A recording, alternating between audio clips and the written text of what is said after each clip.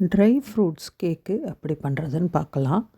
அதுக்கு தேவையானது பாதாம் ஆல்மண்டு 1 கப்பு, அதை ஊற வைக்கணும். 6லேருந்து 8 மணி நேரம் ஊற வைக்கணும். இது வால்நட்டு 1 கப்பு, கேஷ்யூ முந்திரி பருப்பு 1 கப்பு எடுத்துக்கணும். அதை ரெண்டையும் 1 ஆர் 2 ஹவர்ஸ் ஊற வச்சுக்கணும். பாதாம் பருப்பு ஊற வச்ச பாதாம் பருப்பு தோலை உரித்து எடுத்துக்கணும். சீக்கிரம் ரிமூவ் பண்ணணுன்னா வெந்நீரில் ஊற வைக்கலாம். இதை தோல் உரித்த பாதாம் பருப்பை மிக்சியில் போட்டு கொஞ்சோண்டு மில்கை விட்டு நைஸாக அரைச்சிக்கணும். அரைச்ச பாதாம் பேஸ்ட்டு 1 கப்பு இருக்குது. அந்த மீதி ஊற வச்ச வால்நட்டு முந்திரி பருப்பையும் கொஞ்சம் மில்கை விட்டு அரைச்சிக்கணும். அது 1 கப்பு இருக்குது. அதை ஒரு வாணலியில் கொஞ்சோண்டு நெய்யை ஊற்றிண்டு இந்த அரைச்ச 2 கப்பு இருக்குது, இந்த 2 கப்பையும் போட்டு கலரணும். ஸோ பாதாம் பருப்பு, இந்த முந்திரி பருப்பு அரைச்ச பேஸ்ட்டு 2 கப்பு இருக்குது. கொஞ்சோண்டு மில்கை ஒரு 100 மில்லி லிட்டர் ஊற்றிண்டு அலம்பிட்டு இந்த மில்கையும் இந்த பேஸ்ட்டில் விடணும். 2 கப்பு பேஸ்ட்டுக்கு 2 சர்க்கரை வேணும்.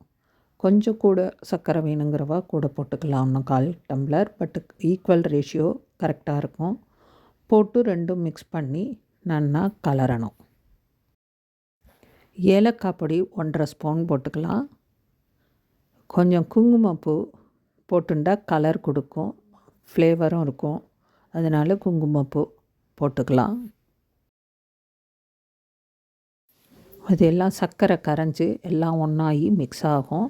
நல்லா கை விடாத கலரணும், என்ன அடி பிடிச்சி போயிடும். இது எல்லாம் ஆகிறது ஒரு 30 to 45 மினிட்ஸ் ஆகும். இதை அப்பப்போ கலரணும். கலரும்போது நடுப்புற ஒரு 3-4 தடவை நெய்யை விடணும். கொஞ்சம் கொஞ்சமாக ஒரு 100 ml கீ எடுத்துக்கலாம். கொஞ்சம் கொஞ்சமாக விட்டு 4-5 தடவை நெய்யை விடணும், விட்டு கலரணும். அது அடி சைடில் ஒட்டாத வரும். அப்போ தான்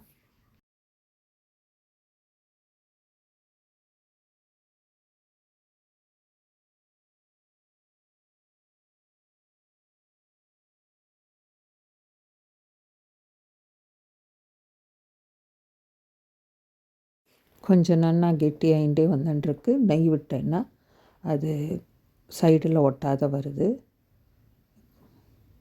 இன்னும் கொஞ்சம் நெய்யை விட்டுட்டு கலரணும்.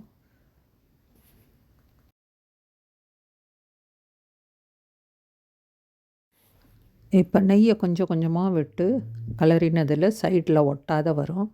நல்லா ஆல்மோஸ்ட் கெட்டியாக எடுத்து சைடில் ஒட்டாதையும் வருது. இன்னும் கொஞ்சம் நேரம் கலரிட்டு இது நல்லா திக்கானோன்னா ஆஃப் பண்ணி ஒரு 5 நிமிஷம் அடுப்பில் வச்சுட்டு இது மாதிரி நெய் தடவி ஒரு தட்டில் வச்சுக்கணும். அதில் அந்த கலரினை நம்ம கேக்கு கலவையை கொட்டணும். தட்டில் கொட்டிட்டு ஒரு சின்ன ஏனத்தில் பின்னாடி கொஞ்சம் நெய்யை தடவி இது மாதிரி ஈவனாக பண்ணணும். பண்ணிவிட்டு ஆறின உடனே கொஞ்சம் நேரம் கழித்து அதை நம்ம வேணுங்கிற ஷேப்பில் வெளில போட்டுக்கலாம். வில்ல இது மாதிரி நம்ம எந்த ஷேப்பில் வேணுமோ அதில் போட்டுக்கலாம். இது போட்டுண்டது இது நல்ல இதுவாக வந்திருக்கு, கேக்கு நன்னா வந்திருக்கு. அதை எடுத்து நம்ம ஏதாவது டப்பாவில் வச்சுக்கலாம். ஏன்னா ஒரு 10 to 15 டேஸே இருக்கும். ஹெல்த்தியான கேக்கு கூட எல்லா ஃப்ரூட்டும் ட்ரை ஃப்ரூட்டும் இருக்கிறதுனால இது ஹெல்த்தி ரெசிபி. நீங்களும் செஞ்சு பாருங்க.